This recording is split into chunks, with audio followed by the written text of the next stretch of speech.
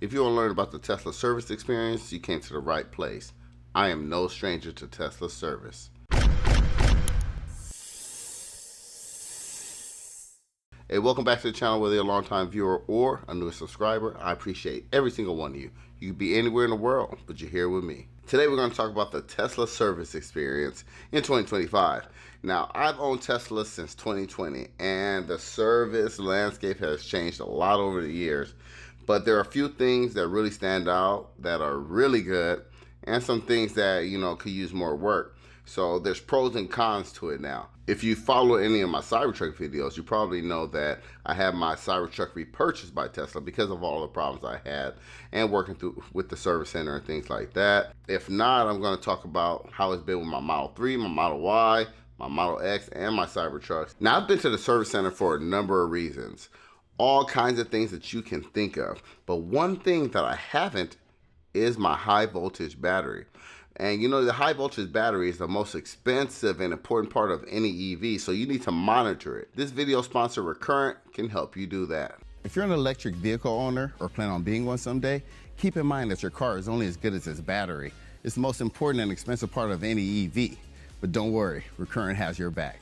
Their team of battery scientists have created free tools to allow you to compare your EV to thousands of others, so its battery, range, and value are more transparent. When it's time to sell, they can even calculate a good battery premium to get you better offers from EV experts. No spammer commitments, just real offers that you can either accept or ignore. Together, we can buy, drive, and sell electric vehicles positively with Recurrent. I don't know why so many of you do not click that link. It's absolutely free. Sign up for Recurrent and thank me later. Hey, you want me to start with the pros or the cons? Let's rock, paper, scissors. Ready? Go.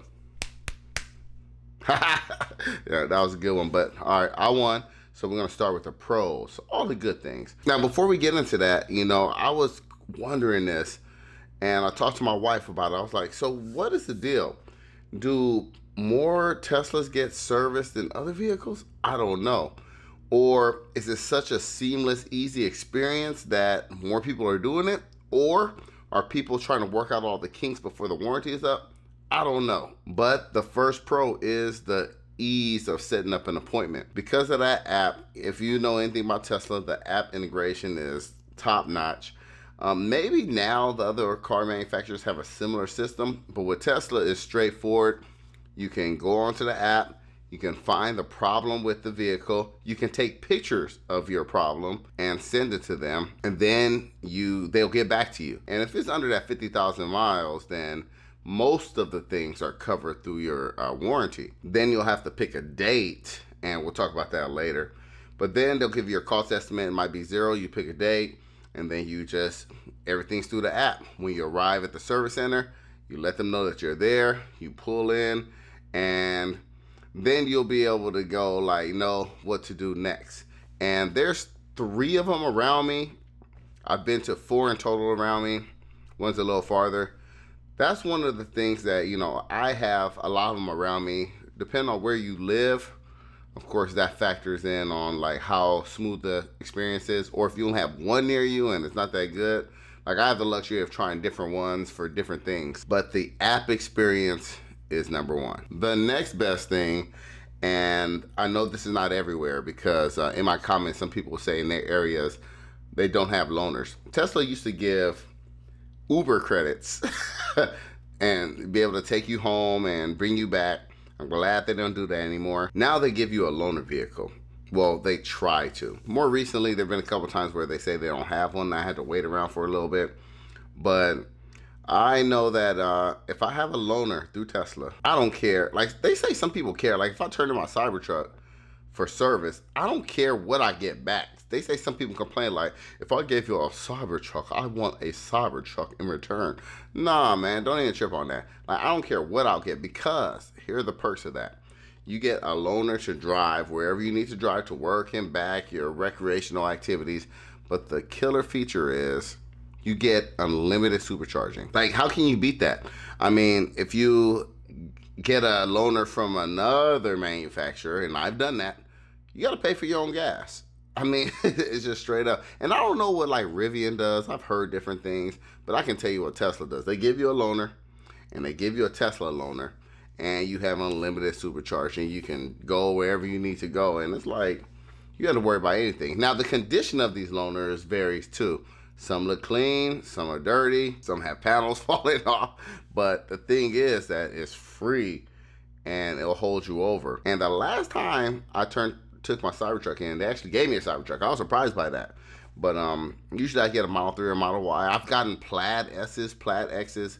I don't know if it's just what they have there, but that gives you an opportunity to use that. Oh, not only do you get limited supercharging, you get full self-driving. Whether you own it or not, whether you're a fan or not, you get to try it out.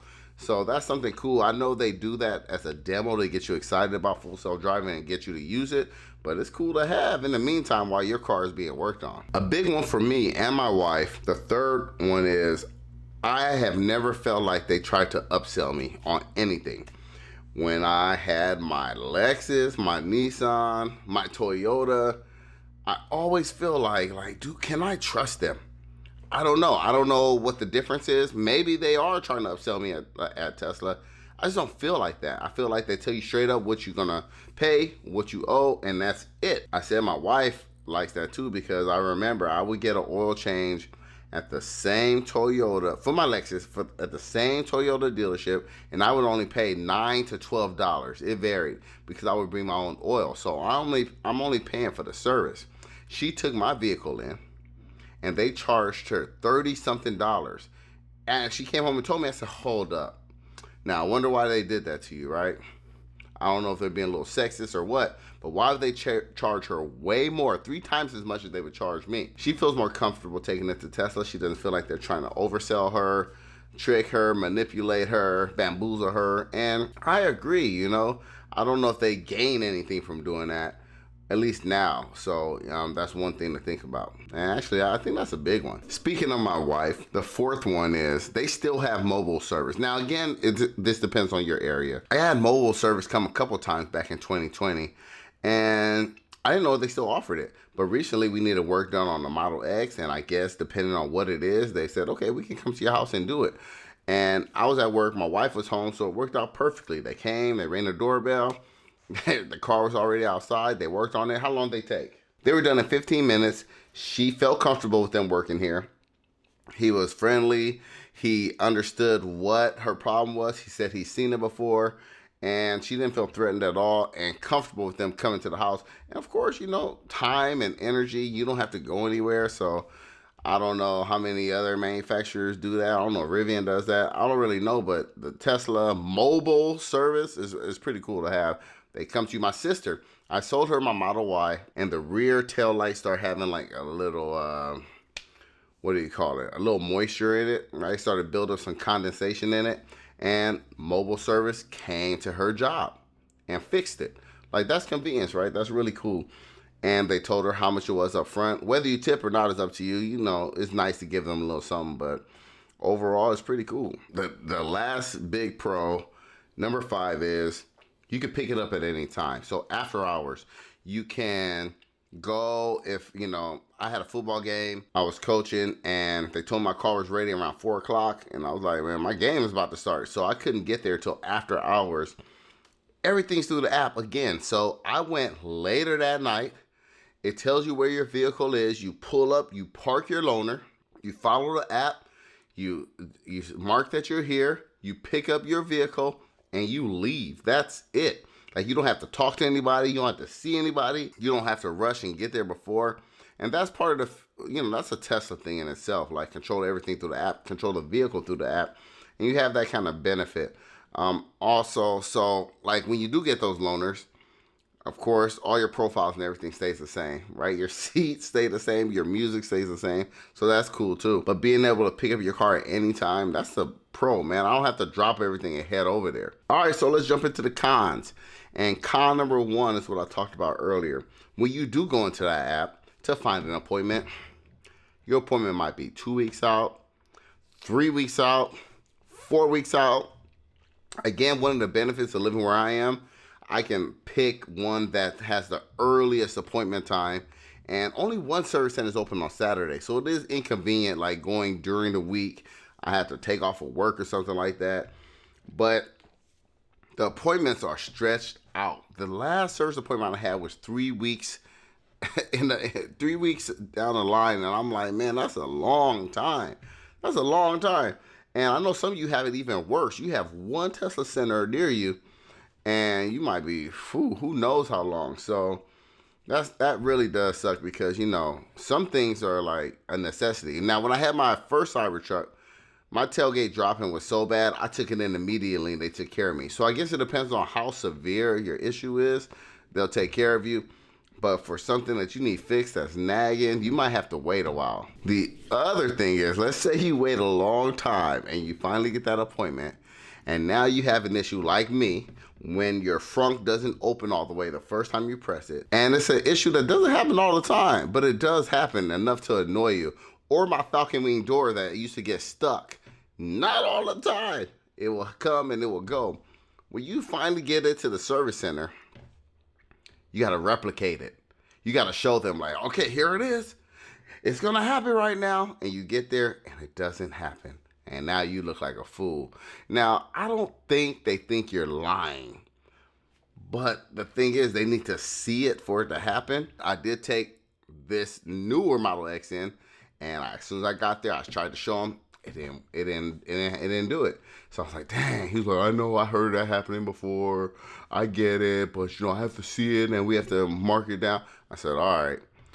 So I just rolled the dice again, tried again, scheduled a new appointment, took it back, and then it did happen in front of him. In front of a different guy at a different service center. And I was like, thank you, man. But my frunk, I took it in. I tried to show him. It didn't work. I mean, it worked. It actually opened, no problem. But he was like, it sounds weird, though. It sounds like something wrong with it. I said, okay, well, there you go. Fix it, right? So it's funny because like I said, they gave me a Cybertruck as a loaner. And I got that Cybertruck, and guess what happened to the front? Same problem, right? That front didn't open. I'm like, oh, man, is this a Cybertruck issue? I looked up online on the forums, and other people had the same issue. But the service center did say that they couldn't replicate the issue, so they didn't do anything to it. I'm like, man. And just now, today, when I used my Cybertruck, the front got stuck. I was like, see? That's annoying. Like, just, I don't know. I guess I understand why you don't want to work on something if you don't see anything wrong with it, but, man, that's a lot of effort for me to make something up, so pretty annoying. Now, the other thing are the limited locations. I'm fortunate to have a lot around me, but you may not, so that could be a con for you. But for me, a bigger issue is, I told you that you can communicate through the app, but they don't always communicate, right? They're not always the most communicative people. So sometimes I'm sitting there and I'm waiting for a response and they don't say anything. And I reply like, hello? Did you hear what I said? And then finally somebody get back to me like, come on, bro, what's going on? Like, so that can be frustrating too, because you want an answer. Like, will this be ready today? It's scheduled to be ready today. Is it going to be ready today? Let me know. In 30 minutes, is it going to be ready, or else I'm going to do something else in my life, right? So some people wonder about the prices. Honestly, I've only done a couple things out of warranty, and I don't really know. These were EV specific things, so I don't know how to compare it to a traditional manufacturer, but Tesla, higher end anyway, has higher end parts. So I don't know really, but people do scare me when they say things like, oh, your Tesla's gonna be out of warranty. What you gonna do? I did get my windshield replaced on my Model 3, and that was $950. That was all my fault. I did it. And $950 for a windshield? I don't know, right? I think my friend got her Jeep window replaced for like $400. So I don't know if the Model 3 windshield is special or not, but that's something to factor in.